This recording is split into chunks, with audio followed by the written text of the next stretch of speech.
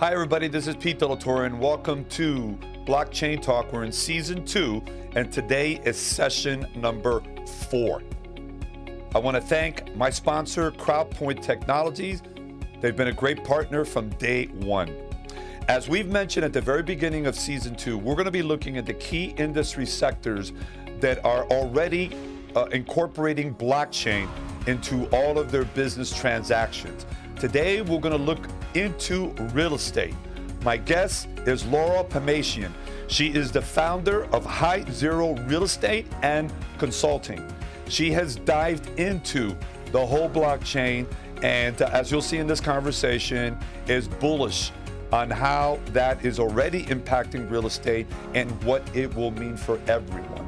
So let's sit back and watch that conversation. All right, everybody, with me again, session 4 of BlockChain Talk, season 2, Laura Pamatian. How are you doing? I'm great. Thank you for having me. I'm super excited to be here. Now, Laura, you've been involved in real estate for a handful of years. You've done a lot of really cool things and worked in different resorts and development.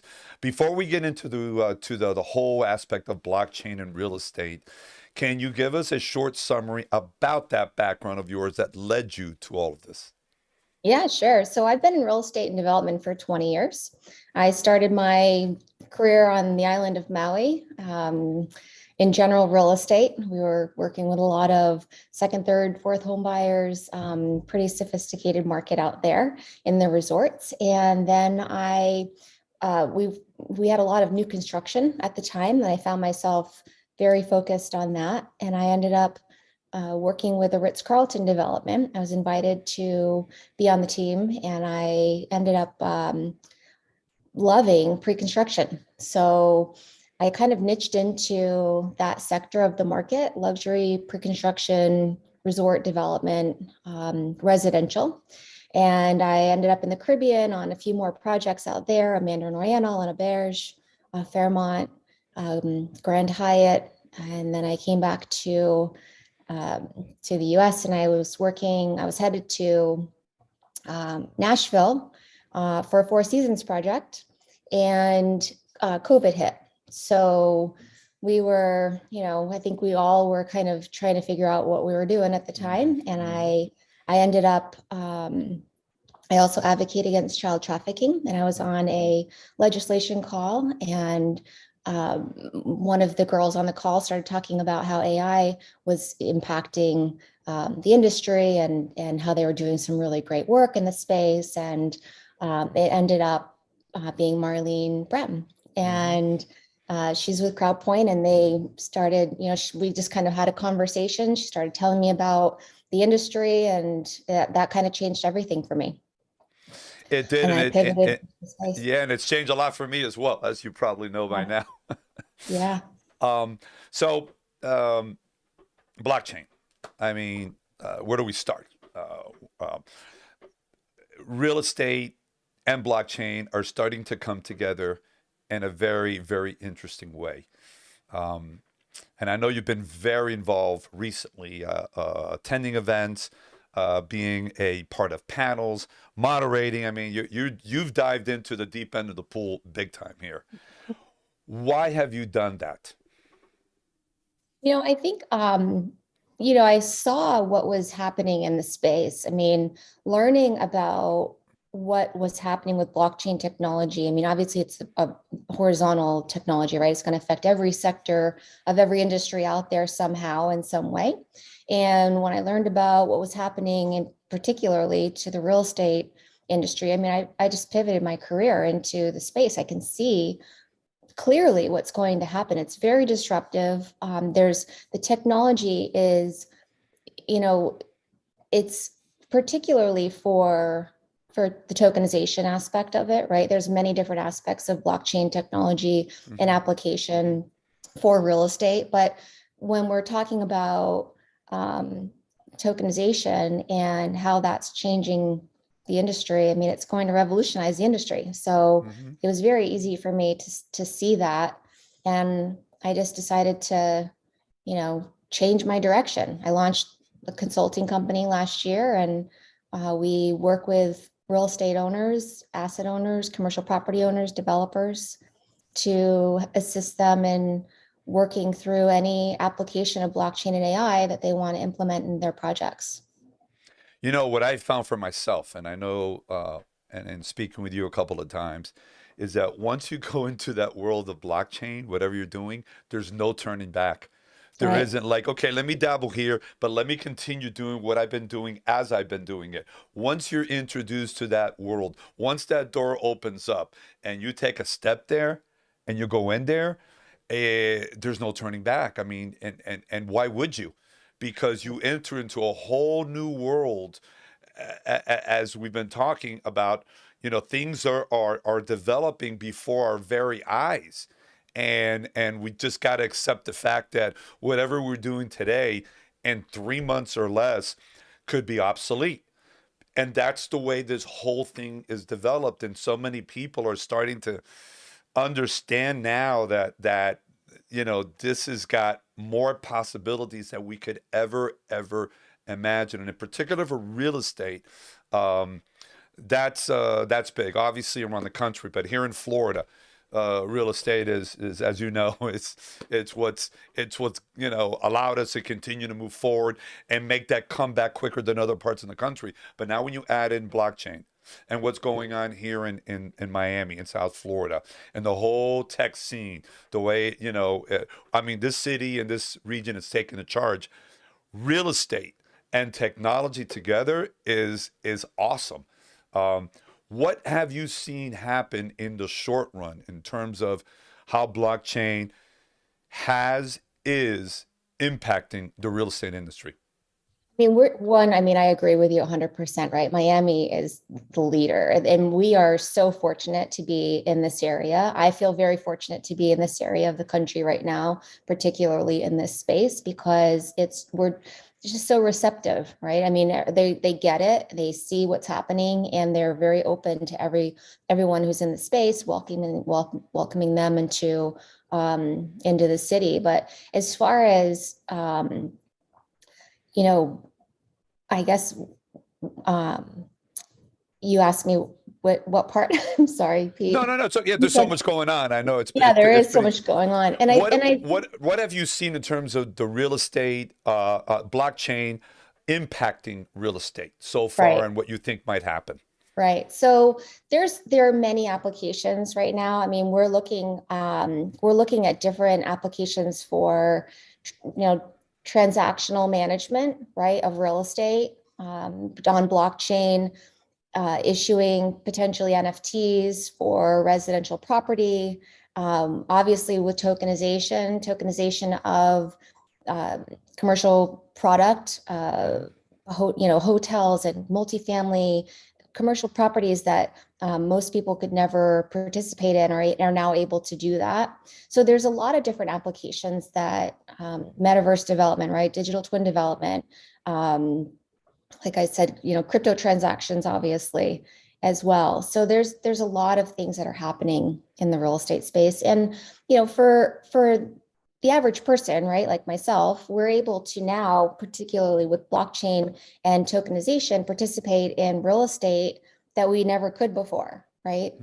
Mhm. We kind of talked a little bit about that Yeah, with, give us that example, because yeah, we talked about this the other day, that really, provides clarity for me, and I think for everyone that's going to hear it now, of what that actually means. So, why don't you share that story with me, yeah. So, with everybody?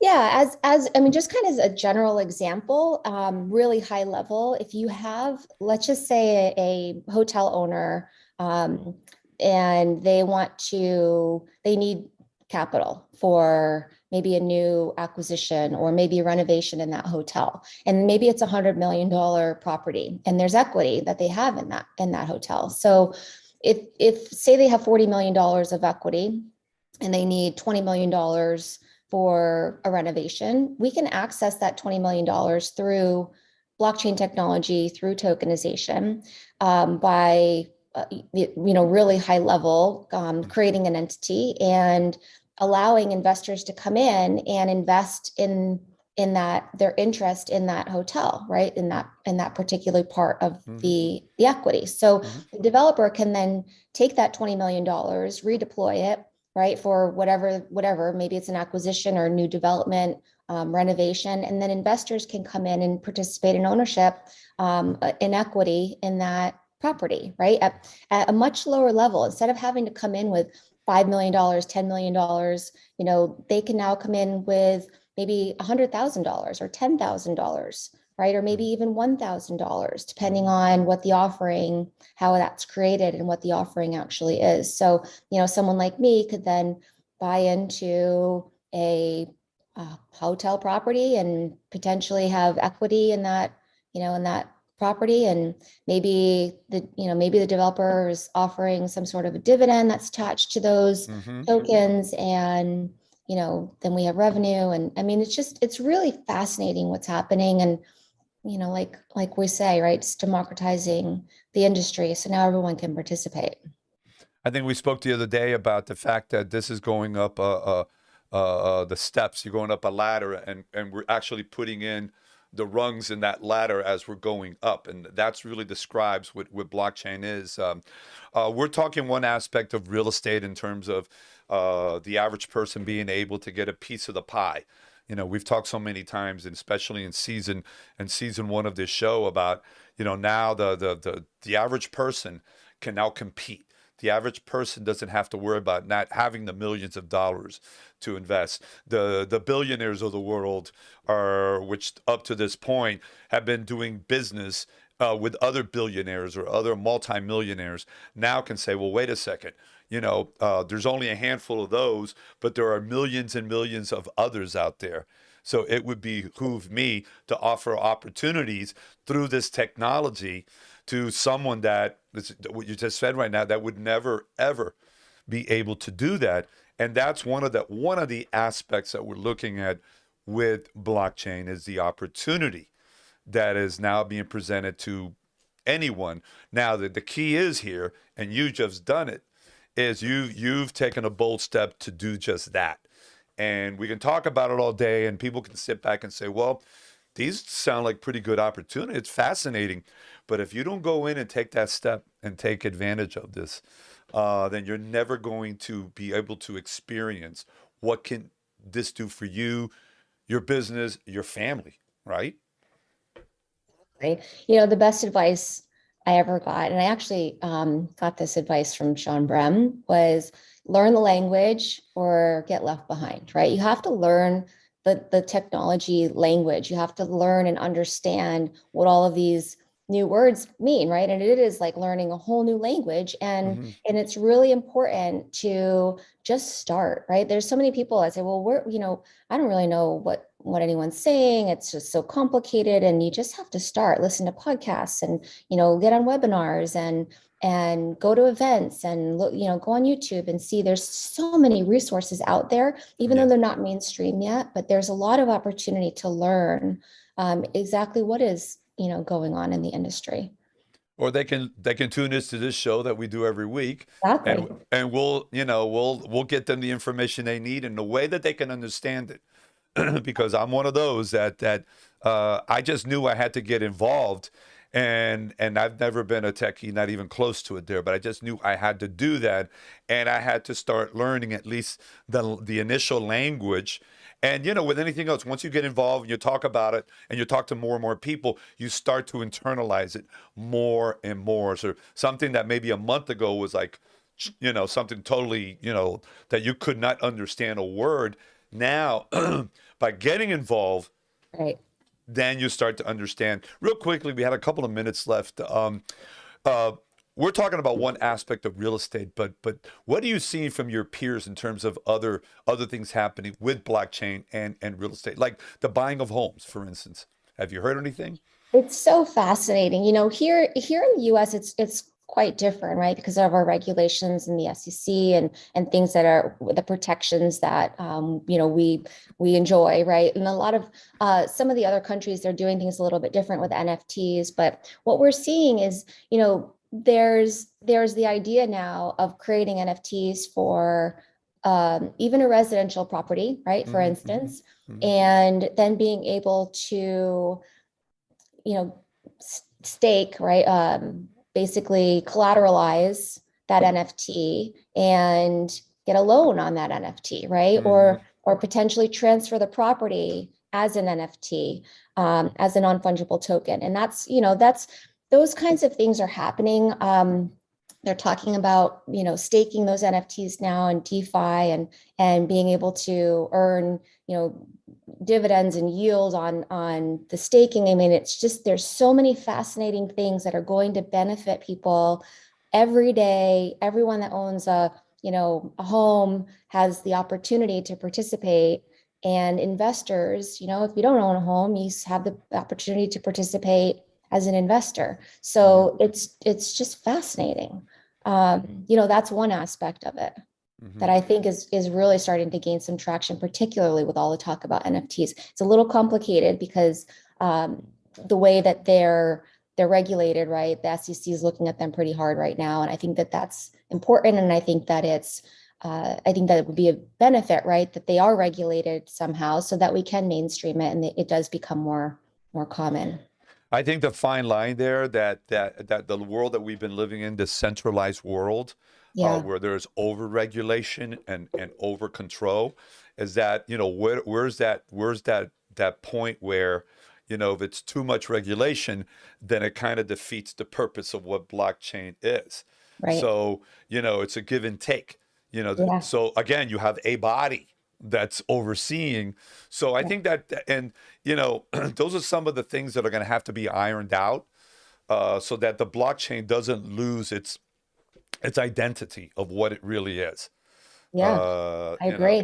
you I know, agree. Yeah, so I that totally agree. it's got to be, a give and take there. And then we know in the early stages of anything new, there's all sorts of good things and not so good things, and schemes, and you know, and that's going to happen. That's a natural thing.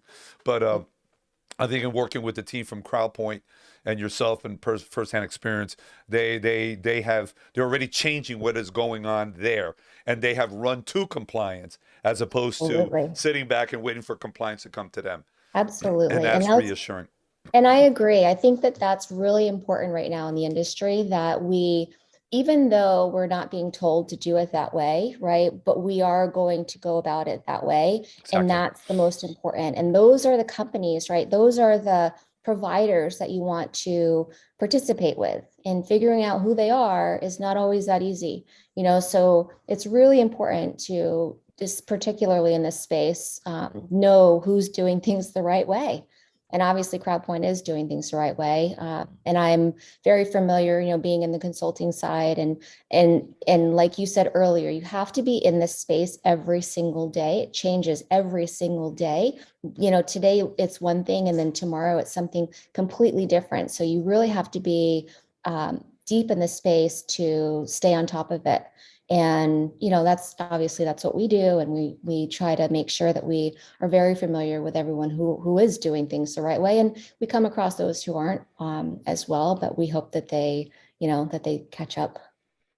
I think it's more important than ever that, in this world, that we connect with, that we network with, and that we do business with people we know, like, and trust. That is an old, Yeah, philosophy, but more than ever, we've, because things are moving so fast, we've got to look at the people that are there and make that connection first, and then everything else will fall into place there.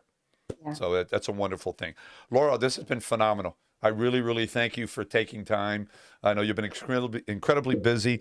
You're becoming an influencer online already. I'm seeing some cool things going on. So thank you so much for being with us. And down the road, we're going to have some more conversations.